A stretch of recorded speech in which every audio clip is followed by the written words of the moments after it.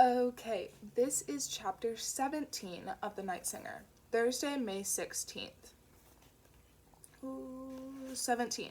In an attempt to avoid any small talk, Hannah planned to stay at her desk until the team's morning meeting began. Another anonymous phone call had woken her up this morning just before 6. It had followed exactly the same patterns as yesterday. Her initial hello was met by the sound of breathing, and her fears had seeped out as another hello. It ended with a click when the other person hung up. A sound from the doorway made her glance up. Daniel, who had been at the morning meeting the day before, stepped into the room, and she quickly looked down. Too late. A few quick steps and he was standing by her desk. "I thought maybe I should introduce myself properly," he said. He had a clear Kalmar accent. Hannah couldn't remember him saying anything during the meeting yesterday, but she had probably been too stressed to notice. He looked more like Fabian close up. Both men cocked their heads slightly as they talked. "Hi," she said. "Just let me know if you have any questions or need help with anything." "Thanks, I will. Yesterday ended up being pretty hectic, and it's probably..." But Daniel didn't get any further because O popped his head around the door and nodded for them to come to the meeting room. Hannah got up and followed Daniel. Getting away from Fabian was one of the many reasons she had left Stockholm, but now she couldn't even look at Daniel without thinking about him. She batted away the memory of his fingertips dancing across her collarbone, of how wonderful it felt to have someone touch her like that. 2 weeks after she told Fabian that she didn't want to move in with him, he had invited her over for dinner at his row house in Gustavsburg.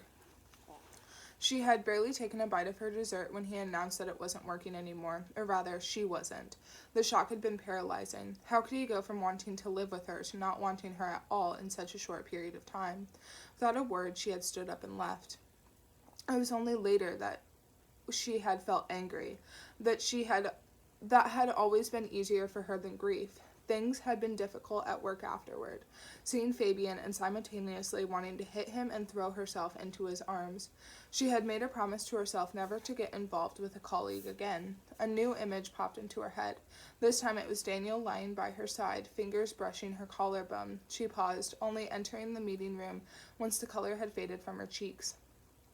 "I want you to put everything else on side and focus on the boy found dead by Malcolm Moson's rest area," said Ove.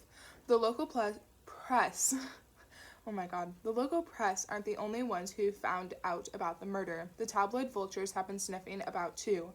The victim's name was being shared on the online forums yesterday afternoon. Hannah tried to sit down quietly so that she didn't interrupt his tirade about the media, but her height made it awkward. Ove smiled and began recapping everything they had learned so far. "We've got the digital forensics team working on Joel Forslund's broken phone, but plus the computer we took from his room. The technicians also took a number of sketch pads full of drawings. They're all very dark, which could suggest that Joel wasn't in a particularly good place mentally." "Do we know for sure that he was murdered?" asked Amar. "Yes," said Ove. "According to the pathologist in Linkhopen, who'll be doing the autopsy, the cause of death was likely a stab wound to the stomach, probably caused by a knife. He'd also been badly beaten up. Based on the degree of rigor mortis and the temperature of his body, the time of death was likely somewhere between 12 and 2 a.m. Hannah's eyes scanned the room. Eric looked away, though not quite quickly enough, and her heart skipped a beat as she saw the compassion in his eyes. So now he knew too. He must, because he hadn't looked at her like that yesterday. Though she knew it shouldn't, the realization upset her. It had always been only a matter of time. "Where did he die?" asked Eric. "Unclear," said Ove. "The pool of blood suggests he had been lying on his stomach, but we haven't been able to determine whether he was moved into a sitting position or crawled there himself. The ground is hard, but a tire track right by where he was found could indicate that someone stopped to dump him there. There are a number of footprints, but considering how many people pass through the area, that probably won't lead anywhere. We also don't have a murder weapon yet. We'll be lifting the cordon today." "Are we tracking his movements through his phone?" Ove nodded.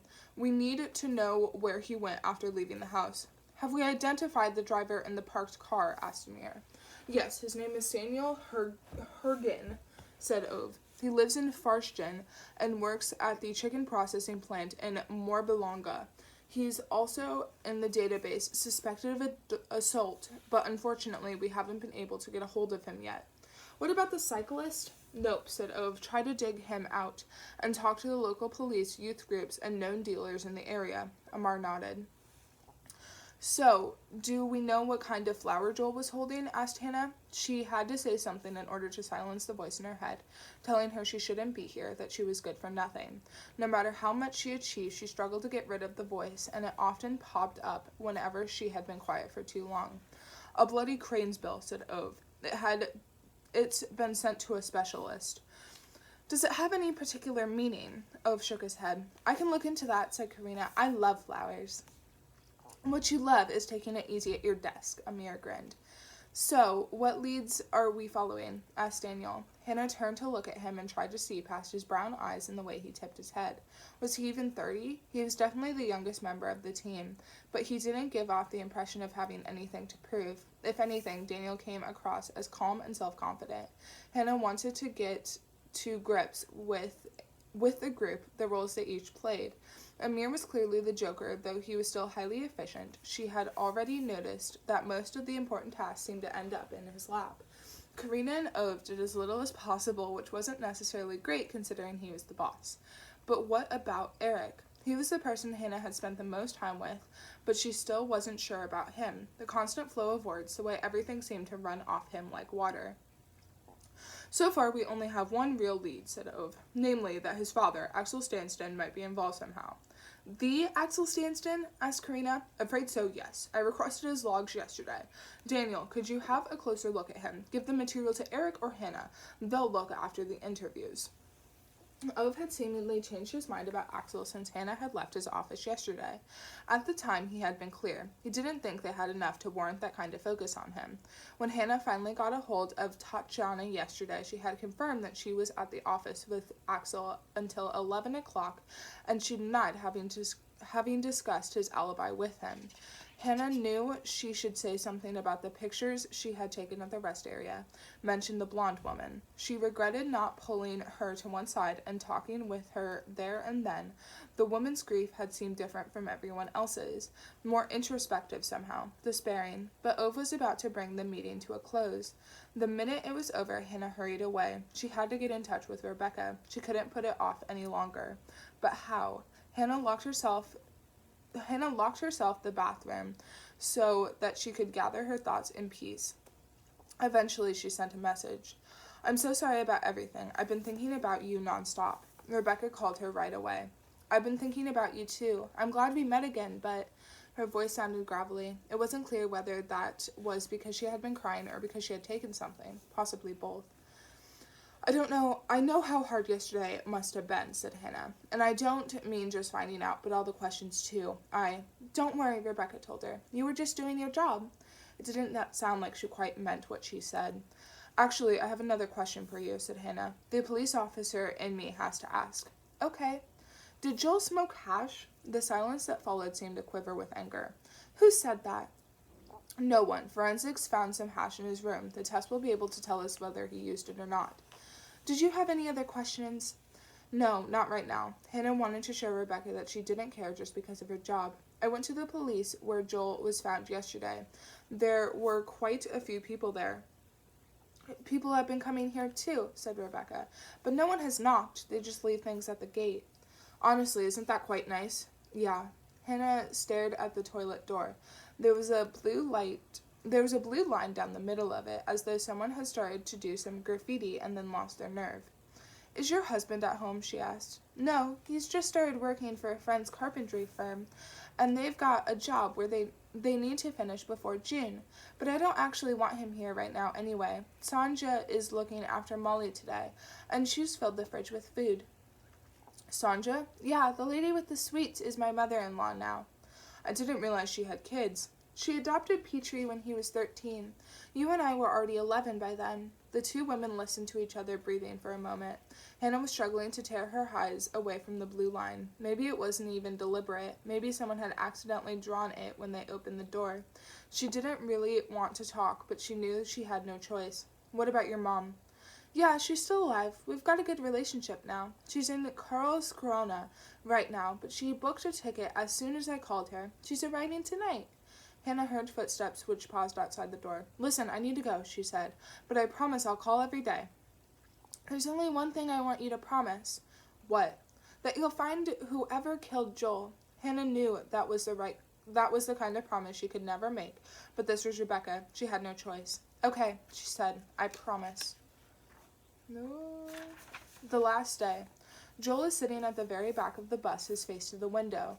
They are nearing the highest point of the Oland Bridge, and he feels like his body is about to burst, like there isn't room for him inside it, or on the bus, anywhere. He wants to scream at the bus driver to pull over and let him out, to throw himself off the bridge and end it all. He hits his forehead against the glass.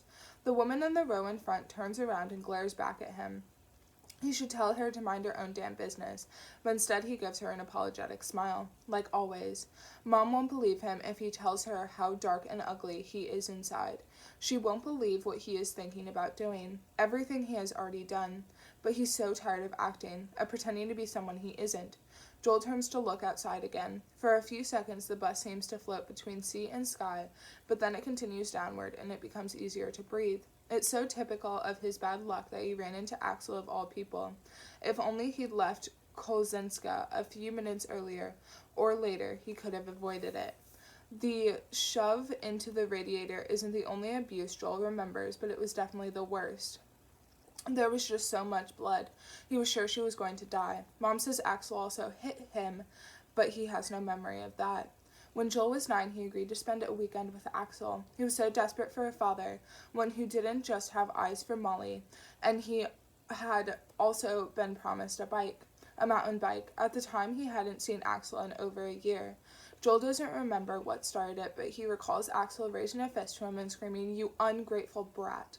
Axel didn't hit him that time, but Joel never stayed at his place again. He never got his bike either. In truth, he has tried to stay away from him ever since.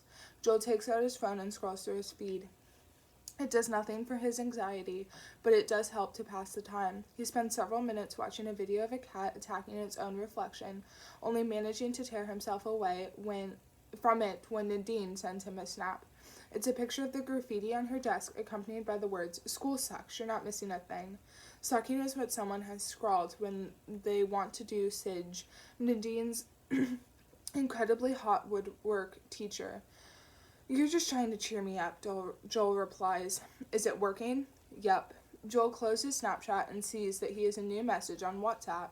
He opens the app and stares down at the words that make the darkness open and swallow him whole. "You're fucking dead. It's you or her."